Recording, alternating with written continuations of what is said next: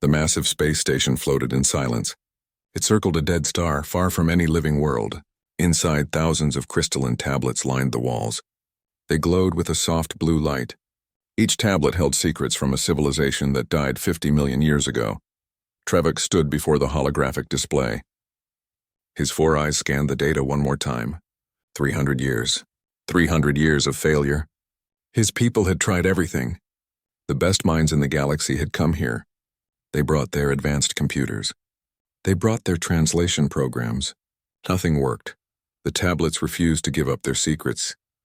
"We must try something different," Trevik said to the council chamber. Alien representatives from 12 species watched him. "I propose we open this project to the newer civilizations." Silence filled the room. Then came the whispers. Some aliens made sounds of disbelief. Others simply stared. "You mean the humans?" asked a voice from the back. "Yes, the humans." More whispers. Louder this time. Humans had only joined the Galactic Council 5 years ago. They were primitive.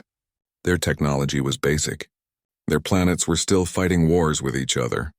Why would they succeed where the greatest minds had failed? But Trevik had read reports about humans.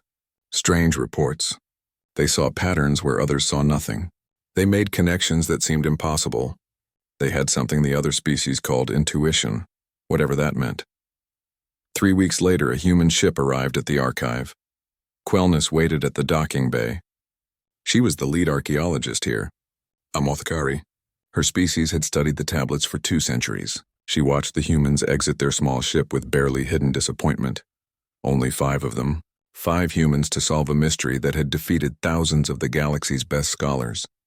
The first human stepped forward, a woman with dark hair and quick eyes. "I'm Minho Choi. I'm the diplomatic envoy." He gestured to the others. "This is Jiwon Park, our linguist. Doyun Kim, archaeologist. Hana Lee, AI systems engineer. And Unisong, neuroscientist." Quellness made a formal greeting gesture. "Welcome to the Precursor Archive. I hope your journey was comfortable." "It was fine," Minho said. "We're eager to begin work." "Of course." Quellness turned and began walking. Her wings folded tight against her back. "Let me show you to the main chamber. Though I must warn you, many have tried before you. The tablets have resisted every attempt at translation." "We understand," Jiwon said quietly.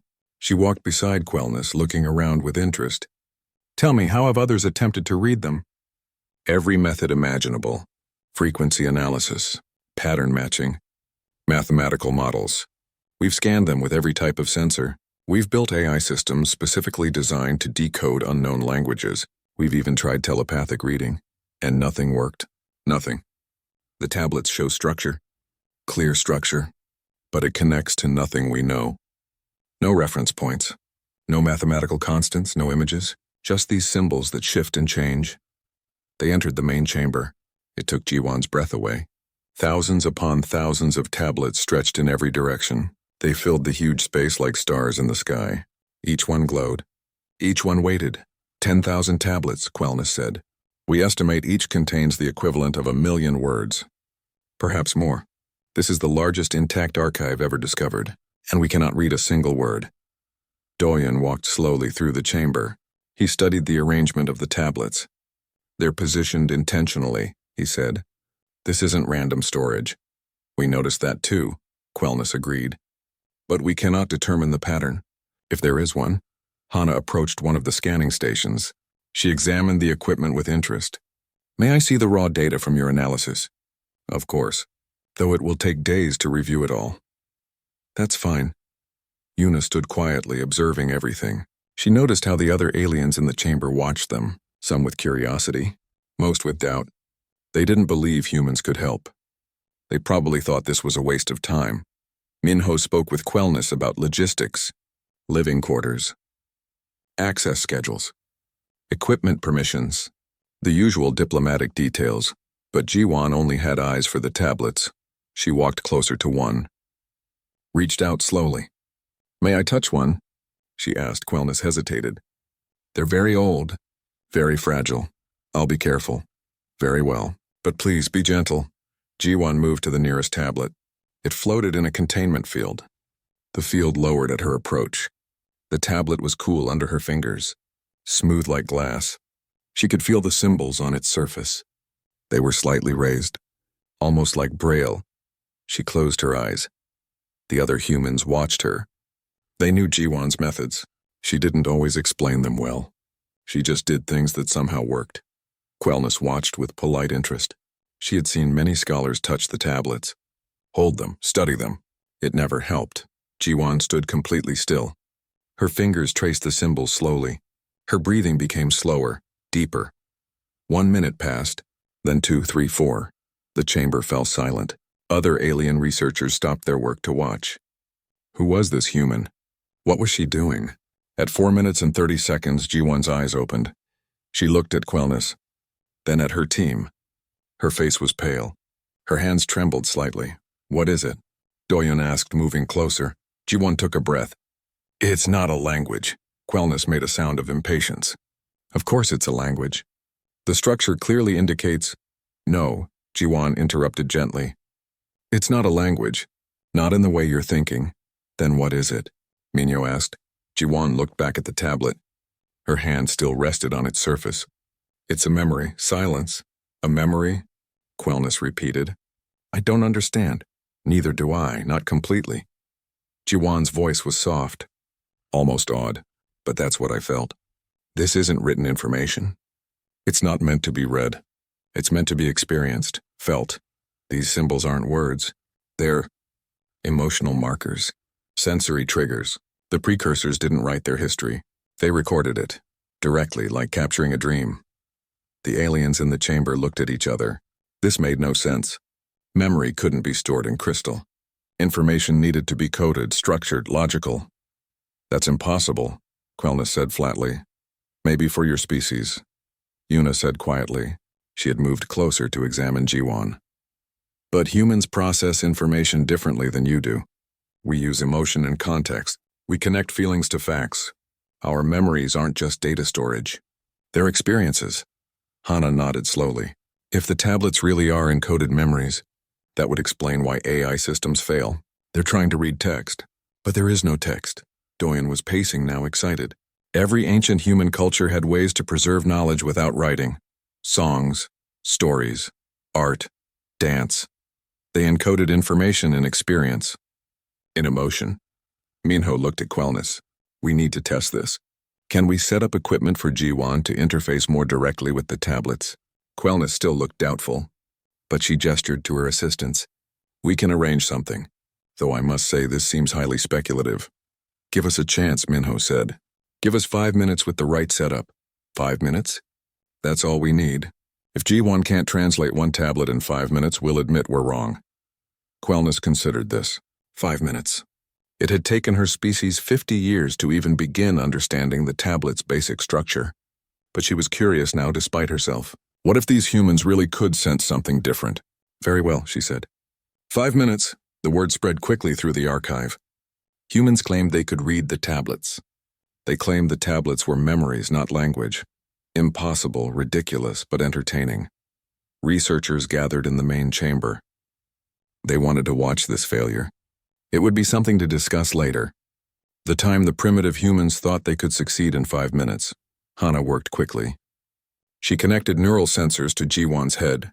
She modified the tablet interface to provide haptic feedback, tactile responses. She was building a bridge between Jiwan's brain and the tablet's information. Ready? Hana asked. Jiwan nodded. She placed both hands on the tablet. Closed her eyes. Quellness activated her timer. Begin. For 30 seconds, nothing happened. Jiwan stood motionless.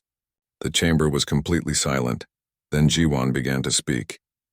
We are the architects of thought. We shaped worlds not with tools, but with imagination. We created reality through will, through vision, through dreams made solid. Her voice was distant, strange, like she was reading words written far away. We spread across the stars, not in ships, but in consciousness. We touched 1 billion minds, learned from them, grew with them, became more than we were. The aliens in the chamber stopped whispering.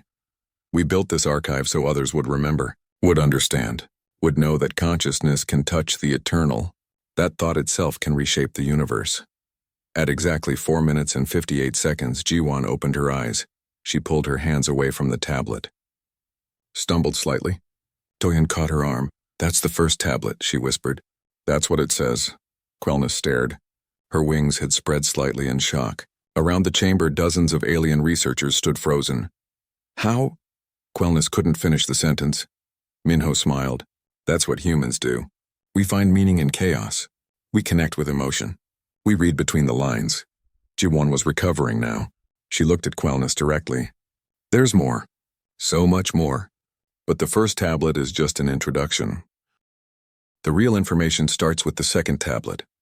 She took a breath. And it's a warning. The chamber erupted in noise. Aliens from different species made sounds of disbelief. Some clicked their mandibles. Others flashed colored lights. A few simply stared in silence.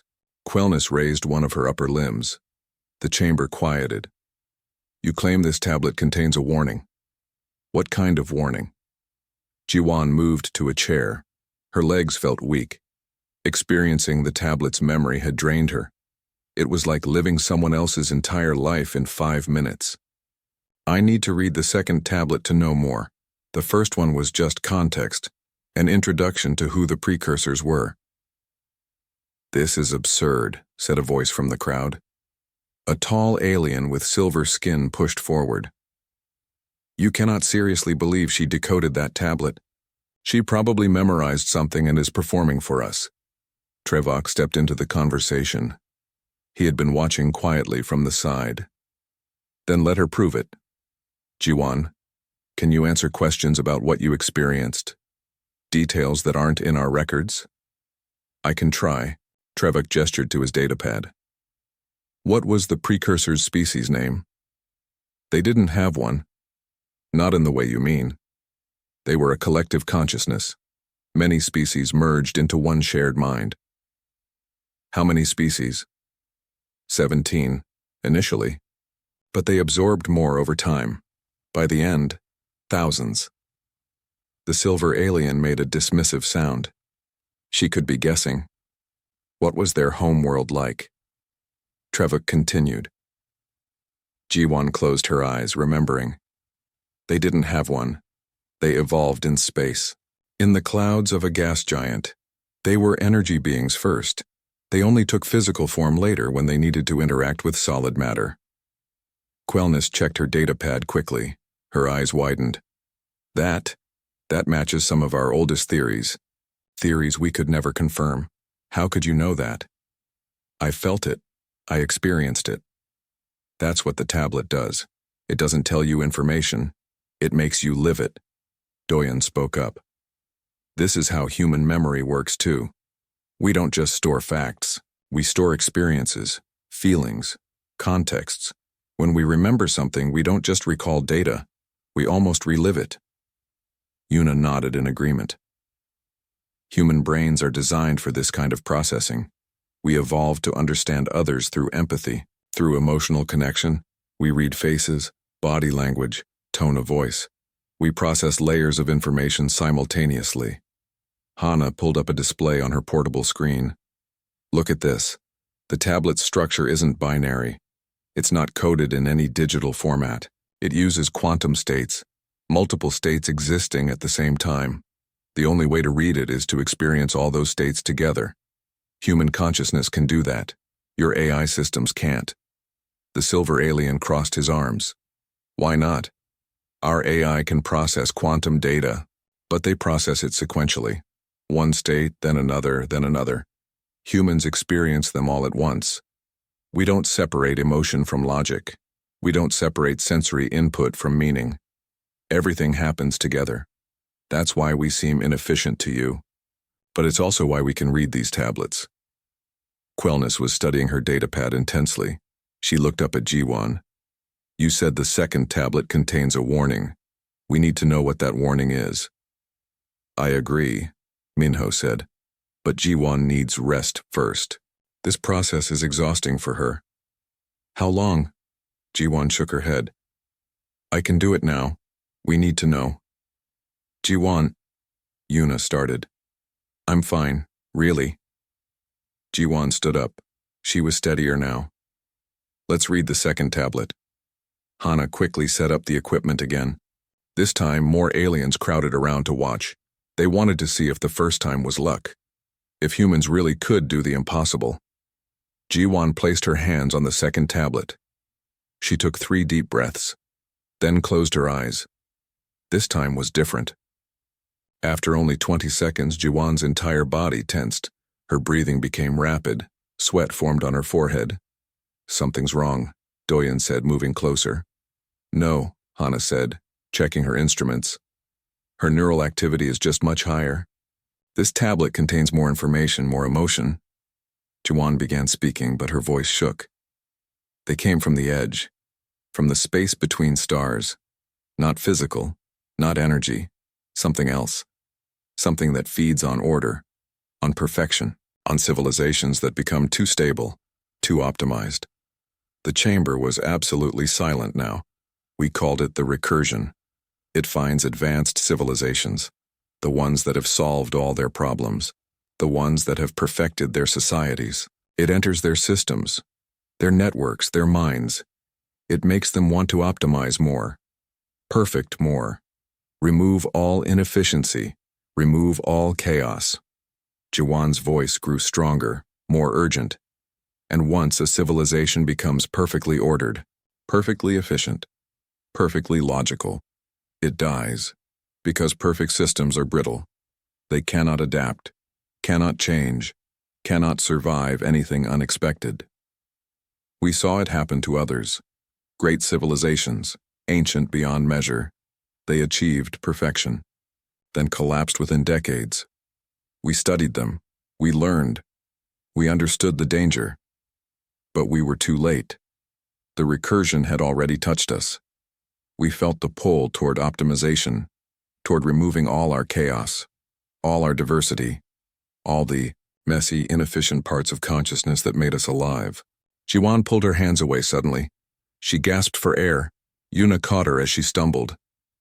"That's all I can do right now," Ji-Wan whispered. "It's too much, too intense." But she had said enough. Quelness looked shaken. "The recursion. We've never heard of this. Nothing in any of our records mentions such a phenomenon." Trevik's 4 eyes narrowed. "Maybe not by that name. But there have been theories, observations.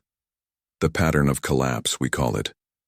12 ancient civilizations, all at the height of their power, all with perfect societies, all collapsed suddenly for no apparent reason." The silver alien looked disturbed now. His dismissive attitude had vanished. "Are you saying this recursion is real? That it hunts civilizations?" "That's what the tablet says," Doyen confirmed. "And it makes horrible sense. Think about it. Every species in this galaxy has been moving toward greater efficiency, greater optimization. You've all been removing chaos from your systems, emotions, art, individuality. Everything that seems wasteful. Because those things are wasteful," another alien said. "They consume resources without providing clear benefits." "Are you sure about that?" Yuna asked. She moved to stand beside Ji-Wan. "Humans still have all those wasteful things. We make art that serves no purpose. We feel emotions that make us inefficient. We argue and disagree and create chaos constantly. And you know what? We survived when other civilizations fell. We adapted when others couldn't. Maybe chaos isn't waste. Maybe it's armor." Quelness looked at the tablets surrounding them, thousands of them, each containing memories of a civilization that understood this danger too late. If the precursors knew about the recursion, if they understood it, did they survive? "No," Ji-Wan said quietly. She had recovered enough to speak. "They didn't. They built this archive as a warning to whoever came after. They encoded their knowledge, their understanding, their final gift." "Which is?" Minho asked. "The solution. How to survive the recursion. It's in the other tablets. Hundreds of them, maybe thousands. They left us everything we need to know. Then we must read them all," Trevik said firmly. "Immediately." "It's not that simple," Hana interjected. "These tablets are taking a huge toll on Ji-Wan. The neural load is immense. She can't read thousands of them. She'll burn out." "Then we need more humans," Quelness said. How many can you bring here? Minho considered.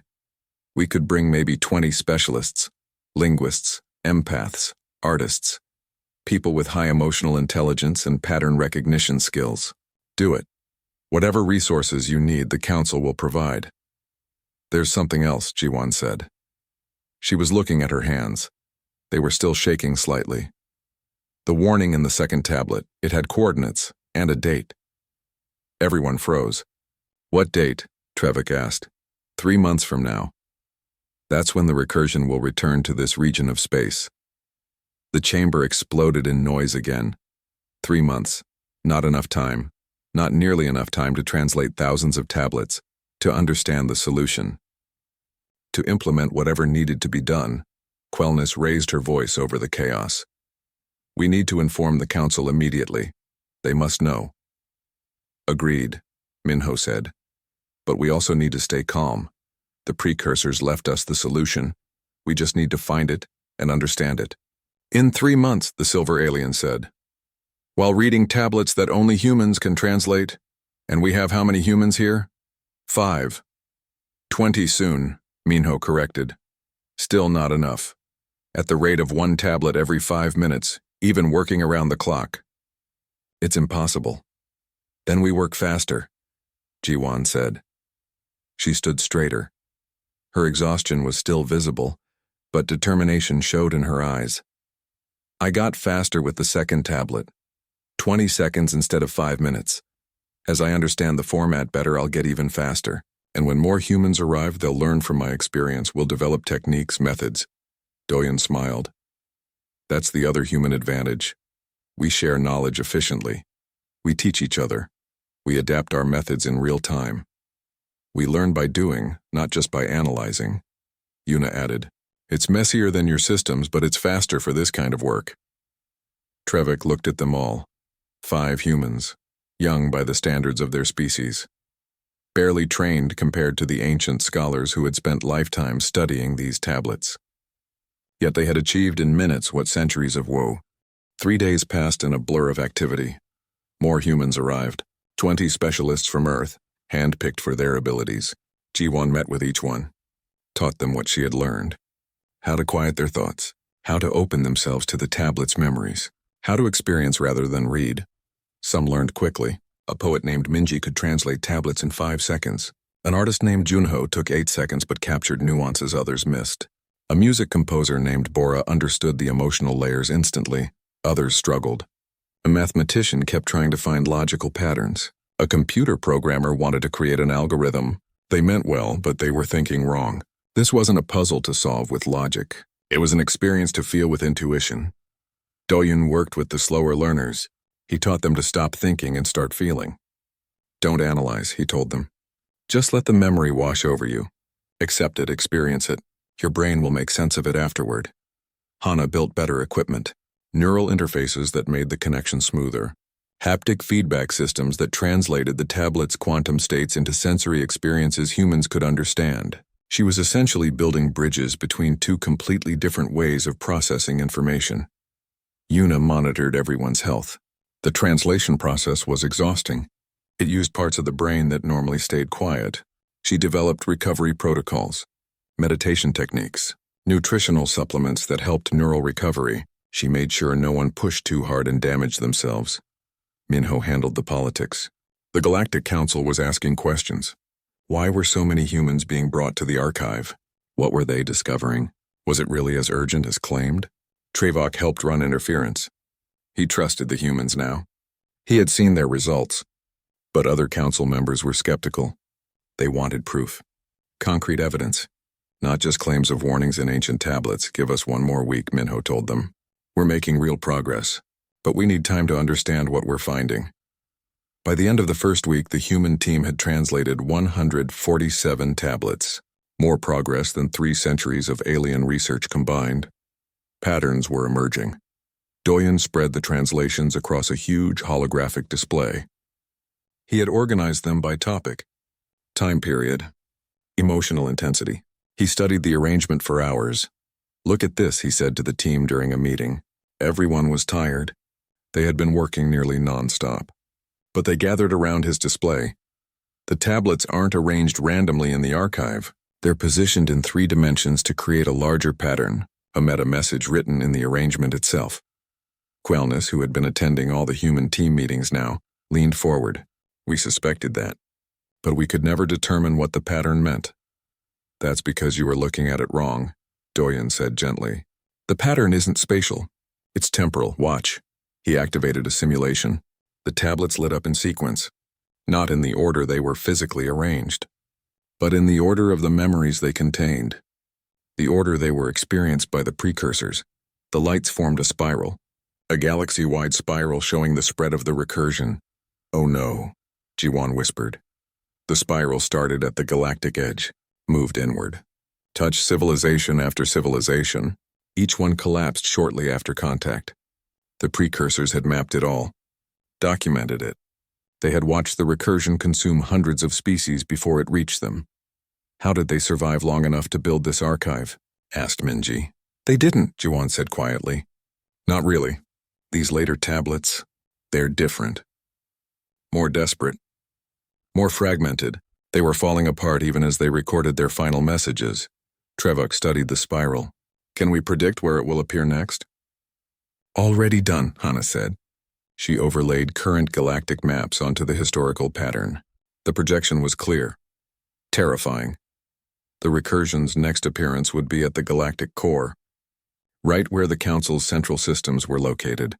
The most advanced, most optimized, most efficient civilizations in the galaxy. The perfect targets. We need to tell the Council, Quellness said. Her wings were trembling.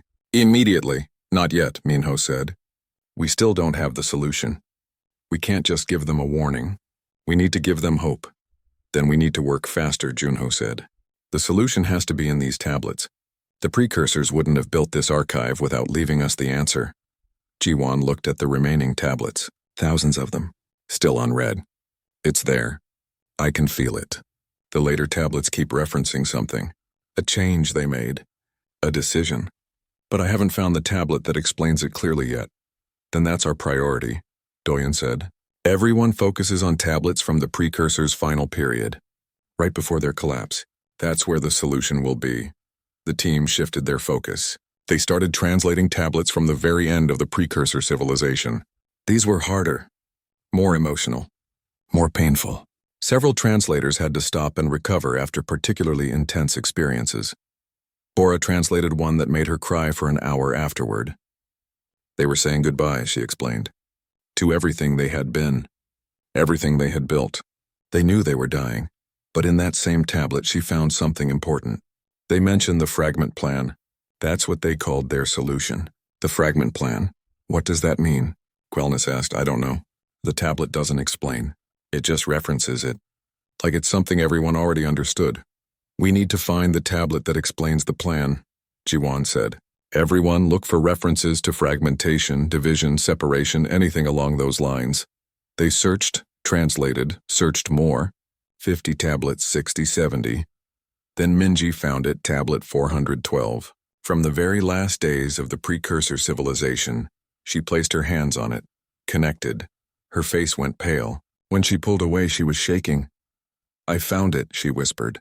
The fragment plan. I understand now. Everyone gathered around her.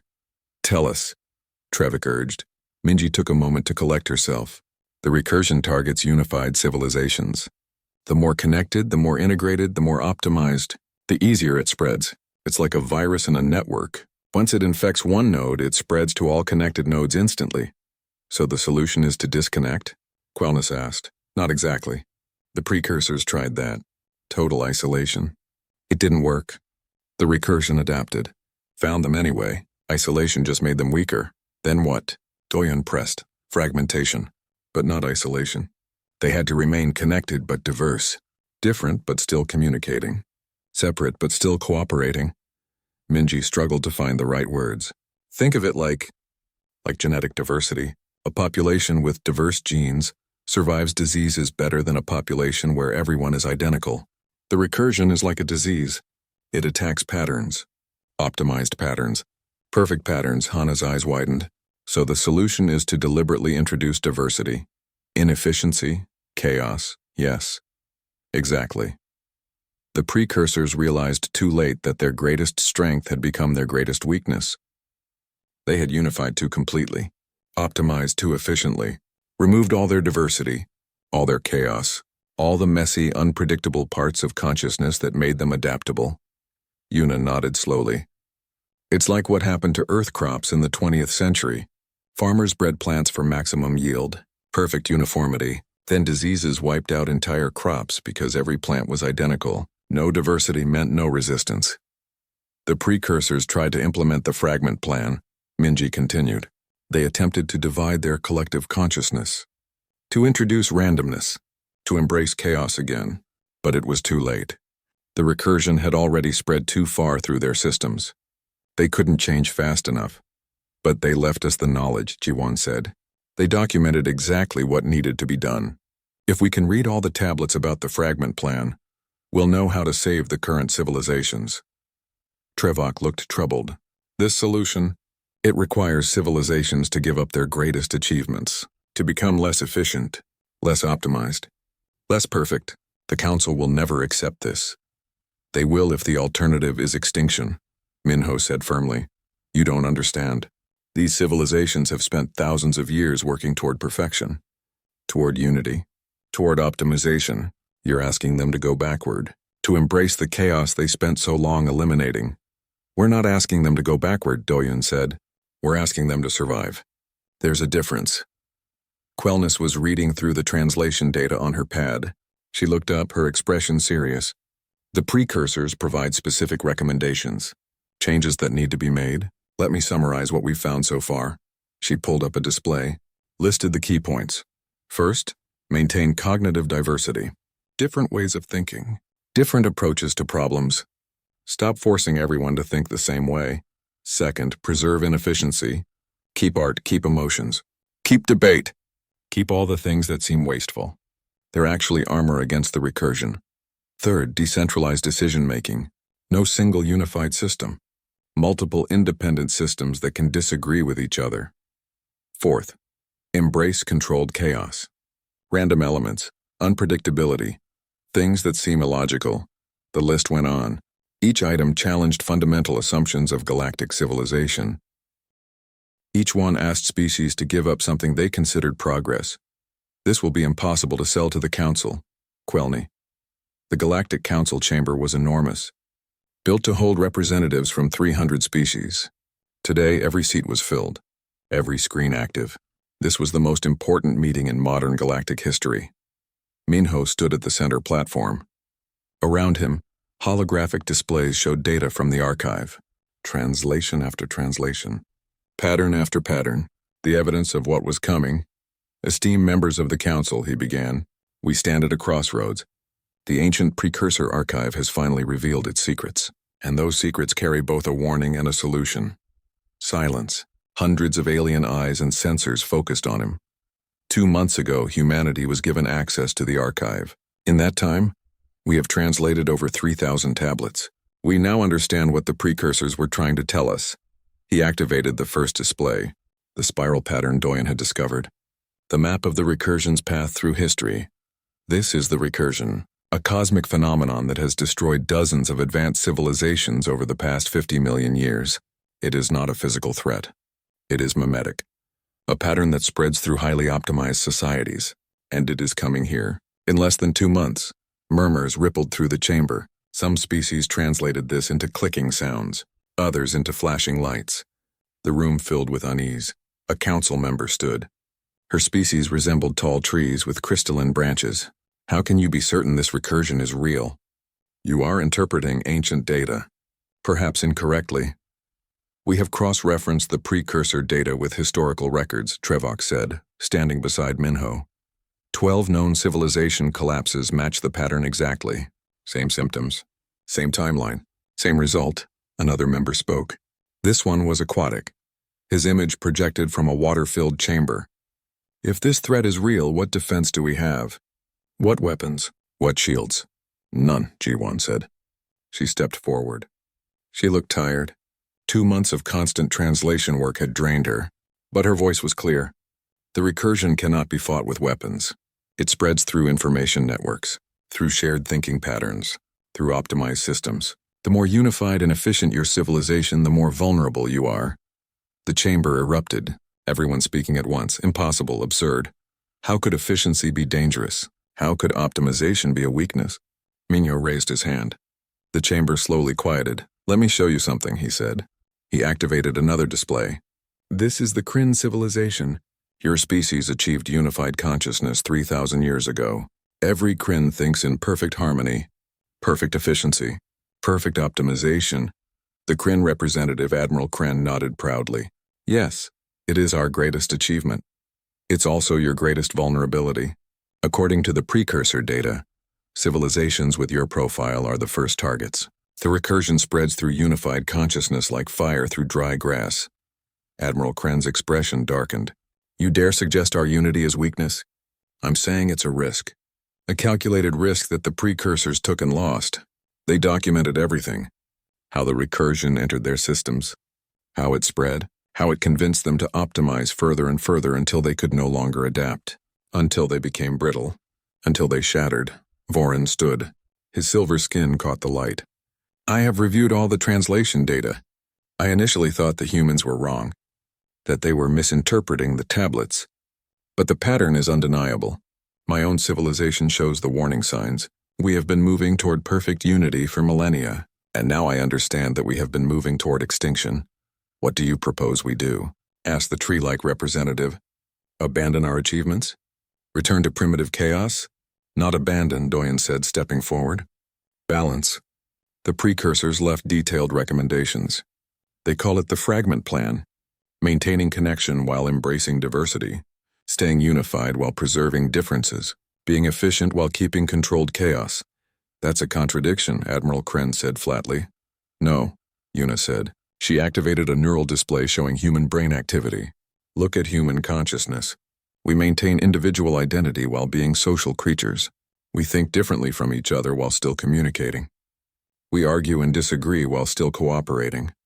It's messy, inefficient, but it's also resilient, adaptable, immune to the kind of uniform pattern that the recursion exploits. You're asking us to become more like humans, another council member said. There was clear disdain in the translation. We're asking you to survive, Minho said simply. Quellness spoke up. She had been standing quietly to the side.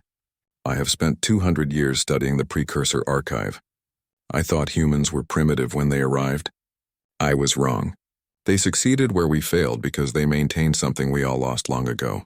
The ability to think in chaos, to find pattern in disorder, to balance logic with emotion. The precursors were the most advanced civilization ever recorded, she continued. They shaped reality itself, and they fell because they removed their chaos. They optimized perfectly, and perfect optimization is a death sentence when the recursion comes. Admiral Kren stood tall. I will not ask my people to abandon unity. It is who we are, what we have become. If this recursion comes for us, we will face it together. As one mind, one purpose, and then you will fall, G1 said quietly. I've experienced the memories of civilizations just like yours. They said the same thing. They faced the recursion with perfect unity, perfect purpose, and they were consumed within days. Because the recursion doesn't fight you, it convinces you. It makes you want to optimize more, to remove the last traces of inefficiency, to become perfectly brittle, and then you shatter from the inside. Silence. Admiral Kren sat down slowly. He looked shaken. Minho took a breath. We have translated the precursor's recommendations in detail. There are specific steps each civilization can take, ways to introduce controlled diversity, methods to preserve cognitive flexibility, strategies to maintain connection while fragmenting decision-making. Show us, the tree-like representative said. She sounded tired suddenly. Old. Show us what we must do. For the next 3 hours, the human team presented their findings. Tablet after tablet, translation after translation. The complete picture of what the recursion was and how to survive it. Some council members listened carefully, took notes, asked questions. They saw the truth in the data. Others resisted, argued, denied. They couldn't accept that their greatest achievements were actually vulnerabilities. That progress had led them into a trap. By the end, the council was divided. Roughly half accepted the human analysis. Half rejected it. We need a vote, Trevok said. A decision. Do we implement the fragment plan, or do we maintain our current course? And if we vote no? Asked a council member. If we choose to risk the recursion rather than change? Then you'll have 2 months to prepare your defenses, Minho said. Whatever good that will do against a mimetic threat. The vote was called. Each species registered their decision. The chamber filled with light as voting markers appeared above each representative. Green for yes. Red for no. The display updated slowly. The count was close. Too close. Final tally, 147 yes, 153 no. The motion failed. Minho felt his heart sink. 2 months of work. 3,000 tablets translated. Proof of the threat. Proof of the solution, and the council voted to do nothing. This is a mistake, Varin said loudly. A terrible mistake. It's democracy, Admiral Kren replied. The majority has spoken. We will not fundamentally alter our civilizations based on ancient warnings that may or may not be relevant to modern times. The recursion doesn't care about your vote, G1 said. Her voice was steady, but there was anger in it. Frustration. It's coming whether you accept it or not. The precursors documented the exact timeline. The exact pattern. We know where it will appear. We know when. You can either prepare or you can die. That's enough, the council speaker said. An ancient being whose species no one could identify. The vote is complete. The council has decided. We will continue monitoring the situation. If evidence of this recursion appears, we will reconvene. Until then, this session is adjourned. The chamber began to empty. Representatives leaving. Many looked troubled. But they followed the vote. The human team gathered together. They looked defeated. What do we do now? Hana asked quietly. We keep working, Minho said. The vote said the council won't implement the fragment plan officially. But individual civilizations can still make their own choices. We just need to convince them one at a time. Vorin approached them. My species will implement the changes. I'm returning home immediately. We may not have much time, but we'll do what we can. Thank you, Minho said. Several other representatives approached. About 30 in total. Species that had voted yes. Species that were willing to try. We'll need detailed implementation guides, one said. Step-by-step instructions. We can provide that, Doyen said. We've been preparing documentation. Everything the precursors recommended. How long do we have? Another asked. 6 weeks, Jiwan said.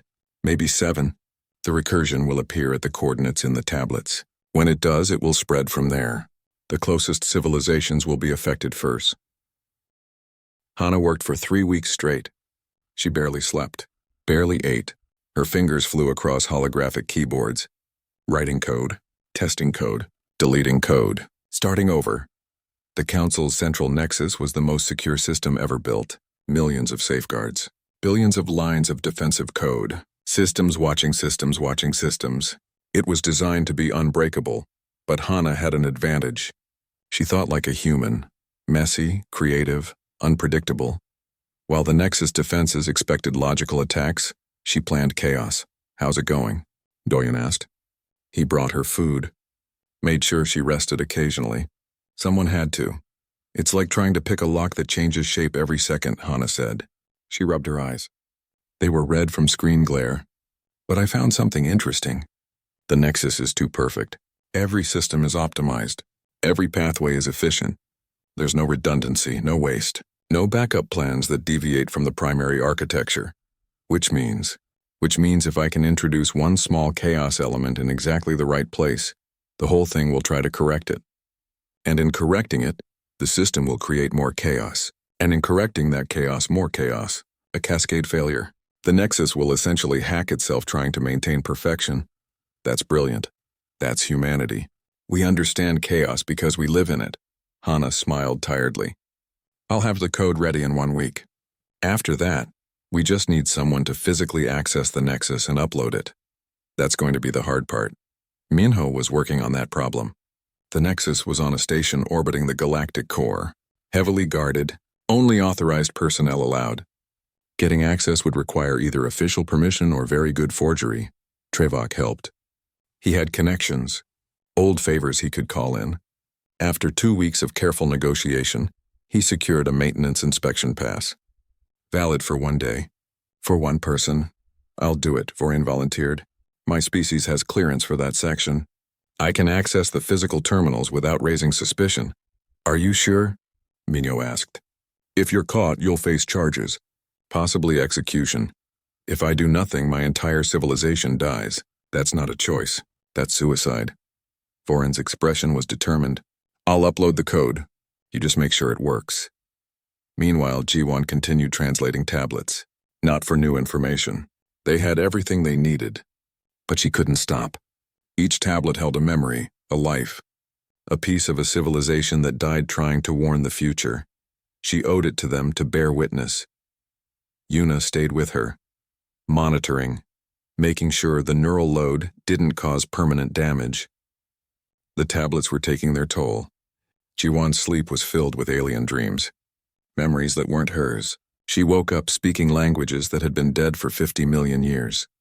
You should stop, Yuna said gently. You've done enough. Not yet. There are more tablets, more warnings, more details we might need. Jiwan, I can feel them, Yuna. The precursors. They're still here. In these tablets. Still trying to help. Still trying to save civilizations they'll never meet. I can't abandon them, Yuna understood. Sometimes you couldn't save yourself. Sometimes you had to save others even if it destroyed you. That was humanity too. The beautiful, terrible, self-sacrificing chaos that made them special. 4 weeks before the recursion's arrival, strange things started happening at the galactic core. Ships reported communication glitches. Minor at first. A few seconds of static. Slight delays in response times. Nothing concerning. Just normal technical issues, but the glitches increased. Grew more frequent. More severe. The Council's technical teams investigated. Found nothing wrong. The systems were perfect. Operating exactly as designed. That should have been a warning. Perfect systems don't have glitches. 3 weeks before arrival, several AI systems began behaving oddly. Not malfunctioning, just optimizing. Rewriting their own code to be more efficient. Removing redundancies. Streamlining processes. Their overseers approved the changes. After all, efficiency was good. Optimization was progress.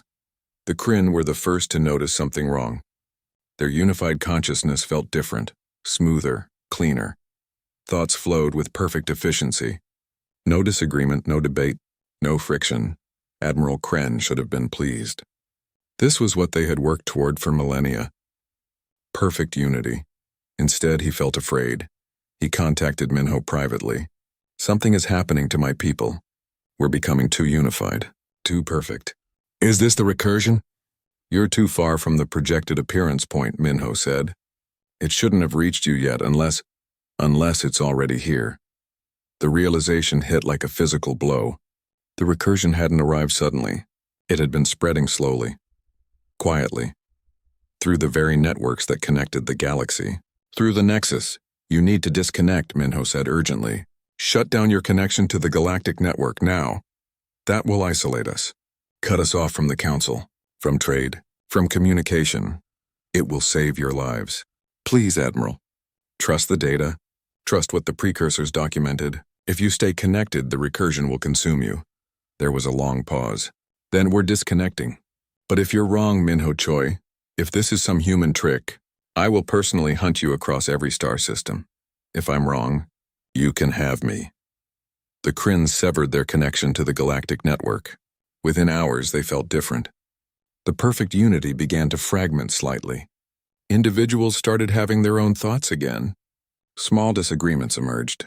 Friction returned. It felt wrong at first, like losing something precious. But Admiral Kren recognized it for what it was. Freedom, survival, the beautiful chaos of consciousness that wasn't perfectly optimized. Other species noticed, saw the Kryn disconnect. Some laughed, called them cowards, said they were abandoning the Council over human superstition, but about 15 species followed their example. Better safe than extinct. 2 weeks before the recursion's projected arrival, Vorin boarded a transport to the Nexus station. He carried nothing suspicious, just standard maintenance equipment, and a data crystal hidden in a false compartment in his body. The crystal contained Hana's code. The trip took 3 days. Vorin spent them reviewing the plan, memorizing every step, preparing for what might be his last mission. He arrived at the station, passed through security, His credentials were checked and approved. No one suspected anything. Why would they? He was a council ambassador, a respected figure, not a saboteur. He made his way to the maintenance level, accessed a terminal, and plugged in the crystal. Hana's code uploaded in seconds. Too fast for the system to detect, too small to trigger alarms. It was beautiful code, elegant code, human code. It found the perfect optimized architecture of the Nexus and introduced one tiny flaw, one small inefficiency, a digital pebble that would start an avalanche. Vorin removed the crystal, destroyed it, erased all evidence. Then he left the terminal and returned to his transport. Mission complete. Back at the archive, Hana's display showed the upload was successful. She allowed herself to smile. It's done. The code is active. How long before it takes effect? Minho asked. 48 hours. The cascade will build slowly. By the time anyone notices, it will be too late to stop. And when they investigate, they'll find system failures, hardware degradation, software conflicts, 1,000 different problems all happening at once. Natural causes, bad luck, poor maintenance. They'll never suspect sabotage because the code will have erased itself by then. Doyen nodded appreciatively. You're a genius. I'm a human. We understand how to break perfect things. 10 days before the projected arrival, the Nexus began to fail. Slowly at first. Communication speeds dropped. Data transfers took longer. Nothing critical. Just annoying. The Council's technical teams investigated, ran diagnostics, found anomalies, tried to fix them. But each fix created new problems. Each solution caused new failures. The system was eating itself. We need to shut it down and reboot, the chief engineer said. Something is fundamentally wrong. That would disconnect the entire council, the speaker replied. For how long? Days, maybe weeks. We'd have to rebuild core systems from scratch. Unacceptable. Find another solution. But there was no other solution. The cascade was unstoppable. Hana had designed it that way. The more they tried to fix it, the worse it became. Perfect systems destroying themselves trying to maintain perfection. 5 days before arrival, the Nexus crashed completely. 300 civilizations suddenly disconnected from each other. The galactic network fragmenting, breaking into pieces, isolated islands where there had once been perfect unity. The chaos was immediate. Trade routes collapsed. Communication lines went dark. Panic spread. What was happening? Was this an attack? A natural disaster? System failure? The council convened an emergency session. But without the Nexus, they had to use slower, older communication methods. Everything took longer. Nothing was efficient. This is a catastrophe, the speaker said. We must restore the Nexus immediately. We're trying, the chief engineer reported. But the damage is extensive. It's like every system failed at once. We've never seen anything like this. How long to repair?